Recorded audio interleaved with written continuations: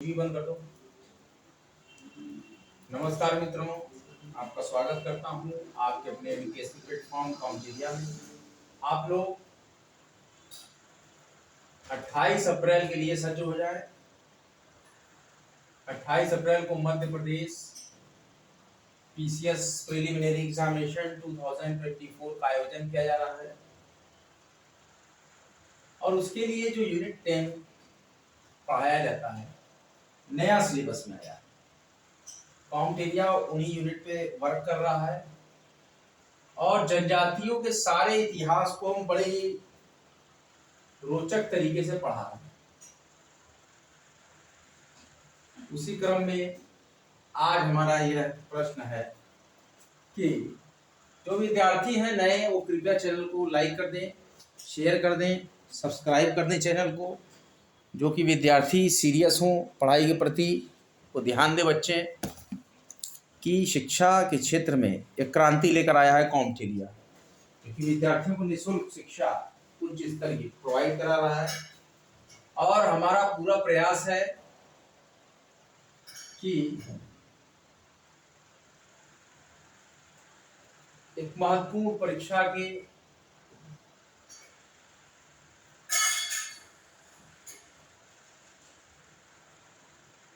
इस आयाम में और बेरोजगारी के इस दौर में जो बच्चों को मैं देखता हूँ निराशापूर्वक, तो वो पूरे जोश के साथ फोकस करें और रिस्टार्ट करें और मोटिवेशनल फिल्में देखा करें जो कि आपके यूपीएससी से रिलेटेड हो, पीएससी से रिलेटेड हो। एमपी पीसीएस पर एक पिक्चर बनी थी 12th फेल, आपको पता होगा। सर मनोज कुमार शर्मा सर जो आईपीएस है उनकी बनी है। वो मध्य प्रदेश लोक सेवा आयोग से डीएसपी बनने के लिए प्रेरित होकर इंदौर आए तैयारी करने। तब तक उनको पता लगा कि किन्हीं सरकारी कारणों से मध्य प्रदेश लोक सेवा आयोग की वैकेंसीज बंद हो गई 4 साल के लिए। तो उन्हें वहां एक बालक मिला जो कि यूपीएससी एस्पिरेंट था, यूपीएससी की तैयारी के लिए जाने लगा। मध्य प्रदेश में वैकेंसी बंद होने का पता लगते ही उनके साथ वो निकल लिए और दिल्ली की तरफ हो लिए। उन्होंने सुना था कि कोई आईएएस या आईपीएस बनने की परीक्षा होती है जो कि मध्य प्रदेश पीसीएस से बड़ी होती है। तो मनोज कुमार शर्मा आईपीएस जो बने वो निकल गए और उन्होंने जो उनके दोस्त बन गए वो साथ दिया और उनका सहयोग किया।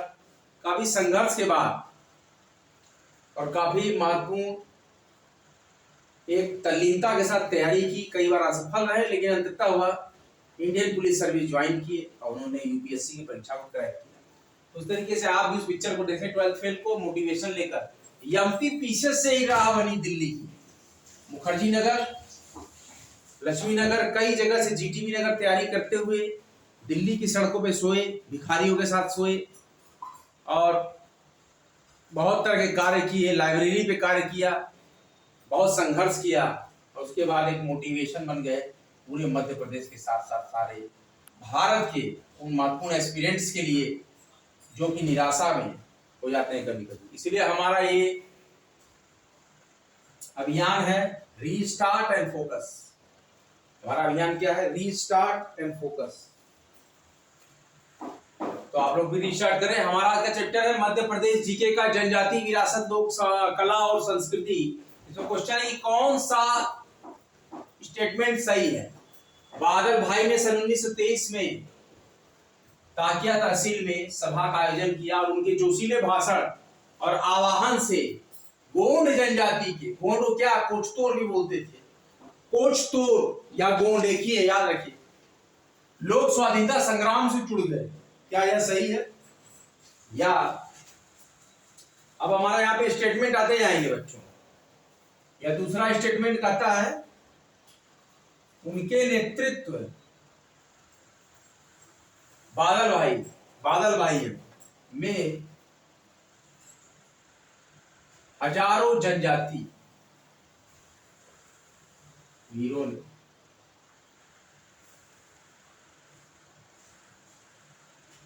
मोर्चा थाम लिया। इन क्रांतिकारी, देखिए क्वेश्चन 1 हो, 2 हो, 3 हो, 5 हो, लेकिन इन्हीं में से मध्य प्रदेश पीसीएस में क्वेश्चन बच्चों बनेगा। बादल भाई, एक एक प्रश्न आपके लिए इंपॉर्टेंट है। के साथ ये मेरे गुरु की पुस्तक है जो कि मैं मंगा कर पढ़ता हूँ हमेशा। मैं उनका नाम आपको नहीं बताऊंगा, बहुत ही अच्छे राइटर हैं वो, और वो इतिहास विषय से असिस्टेंट प्रोफेसर भी हैं। काफी अच्छा लिखते हैं और मैं काफी सम्मान करता हूँ ऐसे टीचर्स का कि जो एक महत्वपूर्ण भूमिका अदा कर रहे हैं, विद्यार्थियों के जीवन में एक नया आयाम लेकर आते हैं, एक नई उम्मीद लेके आते हैं। पैसा तो आप हर जगह लगाते हैं, लेकिन यदि आप इन अच्छे अध्यापकों की पुस्तकों को पढ़ेंगे तो आपको पता लगेगा कि वास्तव में हमें ये चीजें पढ़नी चाहिए थी, जो कि बहुत आवश्यक है एमपी पीसीएस में सिलेक्शन के लिए। दो टीचर मेरे फेवरेट हैं और मैंने उनके बारे में आपको पहले बताया है। उन्हीं में से एक टीचर की एक बुक है जिससे मैं आपको पढ़ा रहा हूँ। काफी अच्छा लिखते हैं, बहुत ही सुंदर लिखते हैं। कई किताबें हमने इनकी पढ़ी हैं, कई नोट्स हमने इनके पढ़े हैं। तो इसी नोट से आप पढ़ेंगे तो निश्चित तौर पर सफलता तो आपके हाथ में आनी ही आनी। प्रश्न तो गारंटी है कि इसमें से प्रश्न तो फंसने ही फंसने हैं। जो मेरा अनुभव रहा है उस अनुभव के आधार पर मैं बता दूं, निश्चित ही प्रश्न फंसते हैं।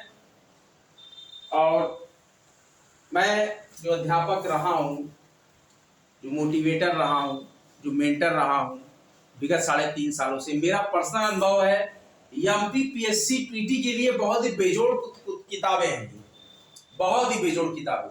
100% प्रश्न आने ही आने। कौन सा स्टेटमेंट सही है? बादल भाई ने ईयर 1923 में ताकिया तहसील में सभा का आयोजन किया। उनके जोशीले भाषण और आवाहन से कोच तोड़ का मतलब एक और पर्याय, ये पर्याय है गोंड जनजाति का। ध्यान दीजिएगा, कोच तोड़ का मतलब गोंड होता है। ये ही टर्निंग पॉइंट कहीं कहीं हो जाता है, आप पकड़ नहीं पाते। कोच तोड़ का मतलब गोंड जनजाति को ही कोच तोड़ बोलते हैं।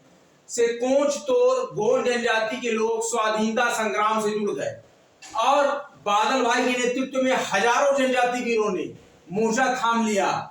और इन क्रांतिकारियों में बादल भाई के साथ साथ सहरा भोई, अमरू भोई और इमरत भोई, लुटिया भोई, तापरू भोई और झंका भोई जैसे जनजाति नायकों ने स्वाधीनता संघर्ष करते हुए अमर बलिदान दिया।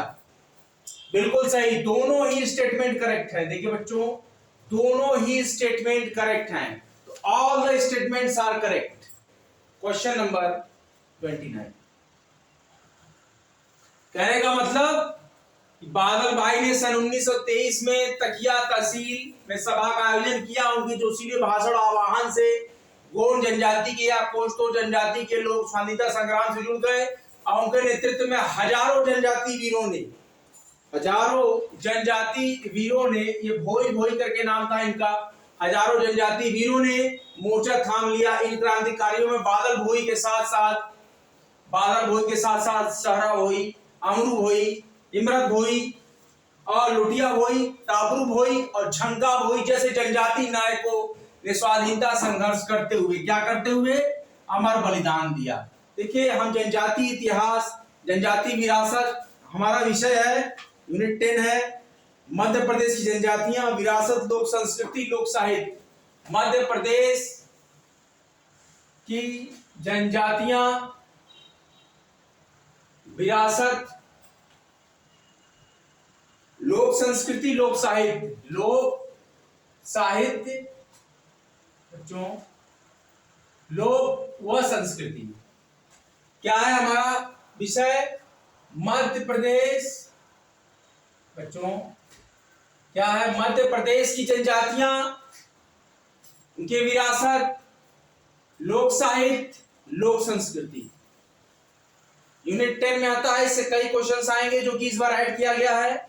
इसके बाद पहले मध्य प्रदेश संवैधानिक निकाय था, उसके पहले जनजातियों का बेहर एक्ट आता था, लेकिन अब जनजातियों का विरासत आएगा, लोक साहित्य आएगा और संस्कृति आएगी। तो यहाँ पर दोनों ही स्टेटमेंट करेक्ट हैं कि बादल भोई ने ईयर 1923 में ताकिया तहसील में सभा का आयोजन किया। उनके जोशीले भाषण आह्वान से कोस तोड़ यानी गोंड जनजाति के लोग स्वतंत्रता संग्राम से जुड़ गए और बादल भोई के नेतृत्व में हजारों जनजाति वीरों ने मोर्चा थाम लिया। क्रांतिकारियों में बादल भोई के साथ, किसके साथ? बादल भोई के साथ सारा भोई, अमरू भोई, इमरत भोई, लोटिया भोई, तापरू भोई, झंका भोई। याद रखिएगा जितने नाम मैं बता रहा हूं, ये सारे के सारे जनजाति नायकों ने स्वाधीनता संग्राम करते हुए अमर बलिदान दिया। ऐसे ही झारखंड पीसीएस की जो परीक्षा है उसमें भी पूरा झारखंड का इतिहास आता है, इसी तरह मध्य प्रदेश में भी डाला गया क्वेश्चन। देखिए क्वेश्चन नंबर 29 कहता है आदिवासी बाहुल्य क्षेत्रों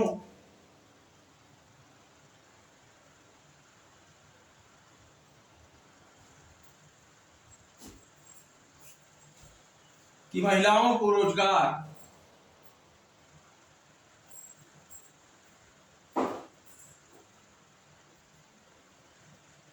उपलब्ध कराने हेतु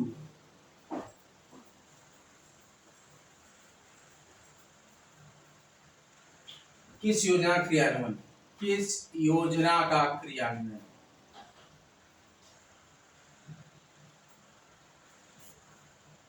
किया गया? पहला ऑप्शन पंचधारा योजना, आप इसका आंसर बताएंगे। दूसरा ऑप्शन सुलभ योजना, बच्चों ध्यान दीजिए, कल्प वृक्ष योजना या फोर्थ है स्वावलंबन योजना।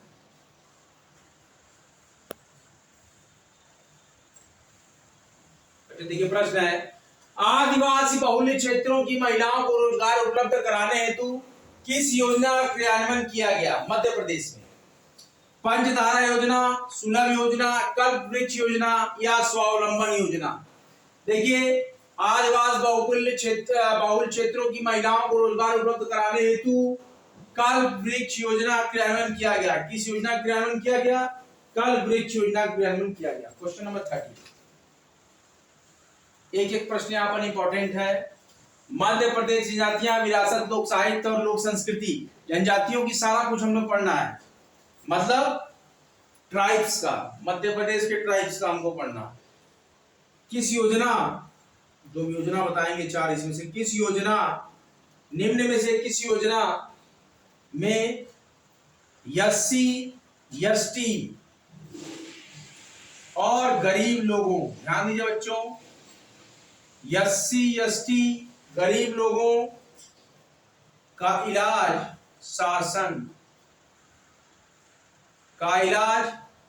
शासन अपने खर्च पर कराता है, शासन अपने खर्च पर कराता है। किस योजना में एससी एसटी गरीब लोगों का इलाज शासन अपने खर्च पर कराता है? दीनदयाल समर्थ योजना, ऑप्शन देखिए, दीनदयाल समर्थ योजना, सेकंड ऑप्शन दीनदयाल रोजगार योजना,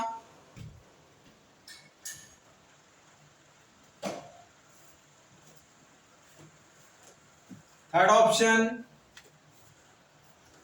दीनदयाल अंत्योदय उपचार योजना,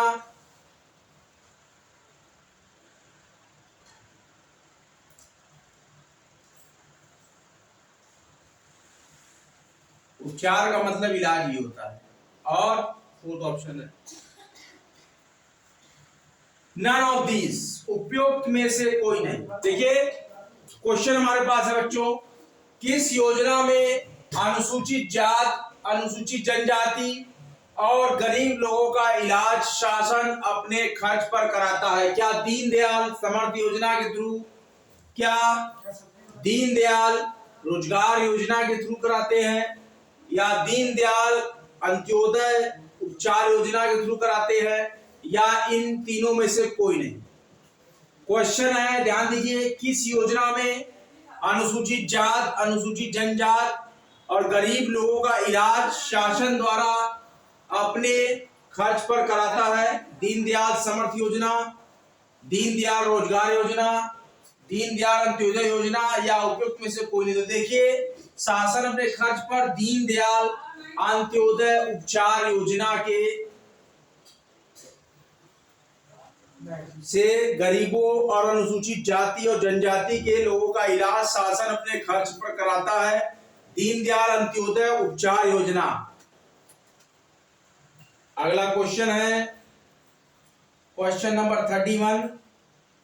लारूकाज। लारूकाज पर्व कौन सी जनजाति मनाती है? लारूकाज पर्व कौन सी जनजाति मनाती है? Tribe. In which tribe celebrate the festival Larukaj? Gond, Bhil,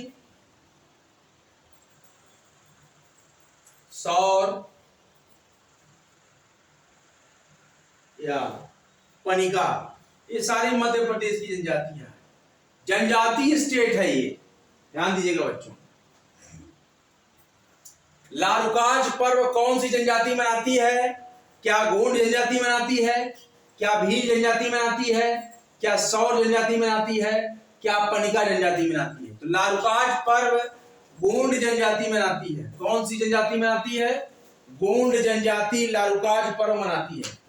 आप लोग अपनी रिवीजन बुक निकालिए, हम एक बार रिवीजन करके फिर फर्दर प्रोसीड करेंगे।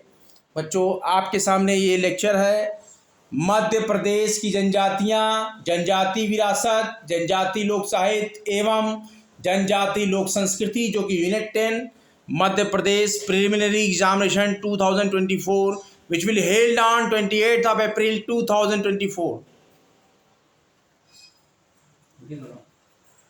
देखिए, महत्वपूर्ण प्रश्न जो हमारा है फिर समझ लीजिए। एमपी की जनजातियां, उनकी विरासत, लोक साहित्य और लोक संस्कृति, कौन सा स्टेटमेंट सही है? बादल भोई ने ईयर 1923 में ताकिया तहसील में सभा का आयोजन किया और उनके जोशीले भाषण और आवाहन से कोचतोर या गोंड जनजाति के लोग स्वाधीनता संग्राम से जुड़ गए। दूसरा स्टेटमेंट यही पे कहता है क्वेश्चन कि बादल भोई के नेतृत्व में हजारों जनजाति वीरों ने मोर्चा थाम लिया और इन क्रांतिकारियों में बादल भोई के साथ साथ सहरा भोई, अमरू भोई, इमरत भोई, लोटिया भोई, तापरू भोई और झंका भोई जैसे जनजाति नायकों ने स्वाधीनता संघर्ष करते हुए अमर बलिदान दिया। तो दोनों के दोनों स्टेटमेंट करेक्ट हैं। अगला क्वेश्चन है आदिवासी बाहुल्य क्षेत्रों की महिलाओं को रोजगार उपलब्ध कराने हेतु किस योजना का क्रियान्वयन किया गया? कल्प वृक्ष योजना का क्रियान्वयन किया गया। किसके लिए? आदिवासी बाहुल्य क्षेत्र की महिलाओं को रोजगार उपलब्ध कराने हेतु कल्प वृक्ष योजना का क्रियान्वयन किया गया। किस योजना में अनुसूचित जात, अनुसूचित जनजात और गरीब लोगों का इलाज शासन अपने खर्च पर कराता है? दीनदयाल अंत्योदय उपचार योजना पर शासन अनुसूचित जात, अनुसूचित जनजात और गरीब लोगों का इलाज अपने खर्च पर कराता है। लारूकाज पर्व कौन सी जनजाति मनाती है? तो लारूकाज पर्व गोंड जनजाति मनाती है। लारूकाज पर्व कौन सी जनजाति मनाती है? लारूकाज पर्व गोंड जनजाति मनाती है। बच्चों, आप लोग नोट डाउन कर लीजिए। जो भी क्वेश्चंस मैं बराबर आपको रिपीटिशन कर रहा हूं, बराबर मैं रिपीट करता हूं। एक एक प्रश्न आपके लिए यहाँ इंपॉर्टेंट है। लेक्चर भले ही छोटा हो लेकिन बहुत ही कुछ सार गर्भित करते हुए ये बहुत कुछ परिलक्षित करता है और बहुत कुछ कह जाता है। छोटा लेक्चर ये है लेकिन बहुत ही बेजोड़ लेक्चर यहाँ पर मैं आपको प्रोवाइड कराता हूँ, क्योंकि डायरेक्ट क्वेश्चंस आपके एग्जाम में प्रिलिमिनरी में क्वेश्चन आने ही आने हैं, इसमें कोई भी दो राय मत रखिएगा बच्चों। ये क्वेश्चंस इतने प्यूरिफाइड और वेल डिजाइन है, पूरी तरीके से रिसर्च करके क्वेश्चंस बनाए गए हैं। एक एक क्वेश्चन पर इतनी मेहनत की गई है। जो पुस्तक के निर्माता हैं काफी जुझारू और काफी कर्मठ व्यक्ति हैं। नारायण देव, अगला प्रश्न दे बच्चों। नारायण देव के सम्मान में मनाया जाने वाला, के सम्मान में मनाया जाने वाला पर्व कौन सा है?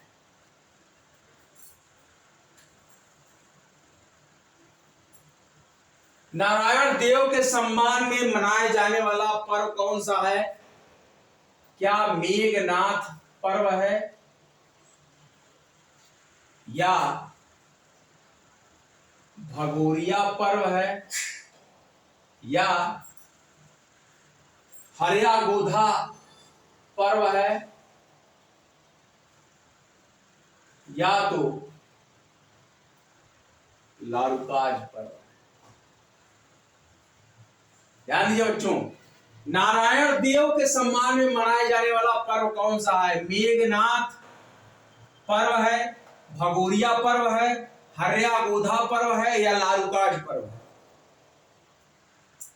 नारायण देव के सम्मान में मनाए जाने वाला पर्व लारुकाज पर्व है। तो लारुकाज पर्व कौन सी जनजाति मनाती है? ये देखिए पिछला क्वेश्चन 31। लारुकाज गोंड जनजाति मनाती है। नारायण देव के सम्मान में मनाए जाने वाला पर्व कौन सा है? नारायण देव के सम्मान में मनाया जाने वाला पर्व कौन सा है? लारुकाज पर्व। हो सकता है प्रश्न आ जाए पीपीएससी। और लारुकाज पर्व तो खैर है। अब एक और प्रश्न है कि यह पर्व, अब प्रश्न पूछा जा रहा है, यह पर्व सूअर के विवाह, देखिए जनजाति का तो बहुत कुछ होगा, का प्रतीक माना जाता है। कौन सा पर्व, कौन सा पर्व सूअर के विवाह का प्रतीक माना जाता है?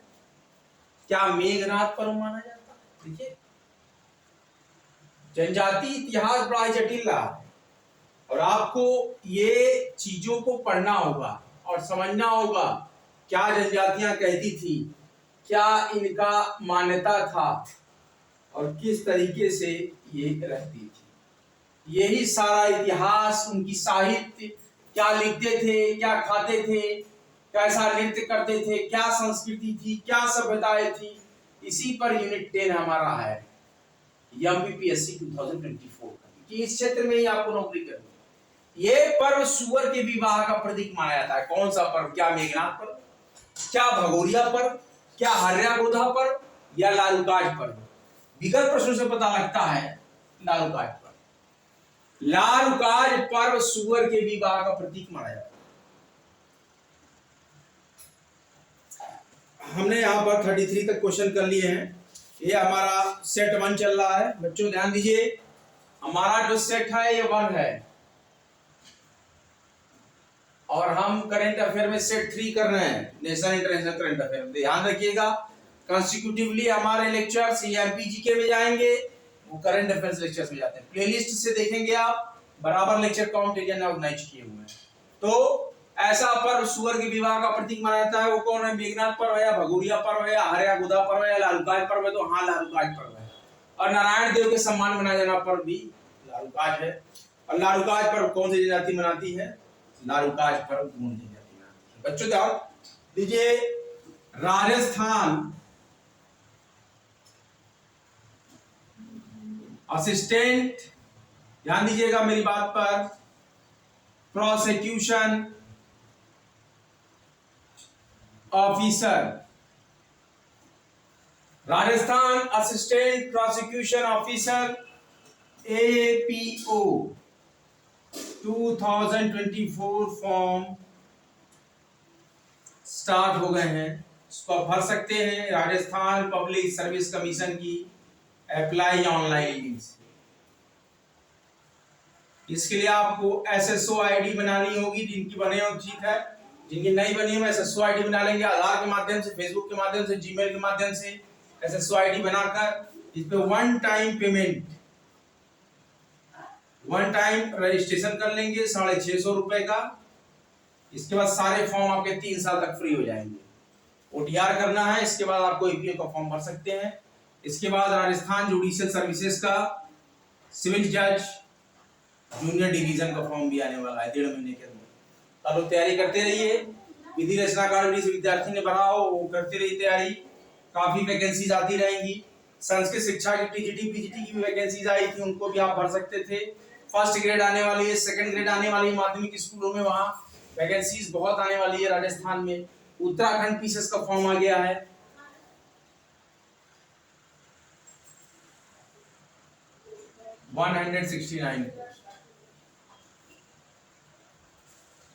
इस बार 2 एग्जामिनेशन सेंटर चुनने की आपको स्वतंत्रता है। बने रहिए, जमे रहिए आपके अपने महत्वपूर्ण चैनल में। Study harder and achieve your goal. Free education world wide का महत्वपूर्ण चैनल सदैव विद्यार्थियों के साथ कंधे से कंधा मिलाकर उनकी सिलेक्शन तक खड़ा है, इसलिए हमारा मोटो है स्टडी सिलेक्शन तक। आज का लेक्चर बच्चों यहीं तक, अगला लेक्चर लेकर बहुत ही जल्द मैं हाजिर होऊंगा। तब तक के लिए जय हिंद, जय भारत। वीडियो को लाइक करें, शेयर करें, कॉम्टेरिया वाईटी चैनल को सब्सक्राइब करें। हमारा कॉम्टेरिया FB पेज भी है जो कि एजुकेशनल इरा में एक महत्वपूर्ण योगदान देता है, उसको भी फॉलो करें।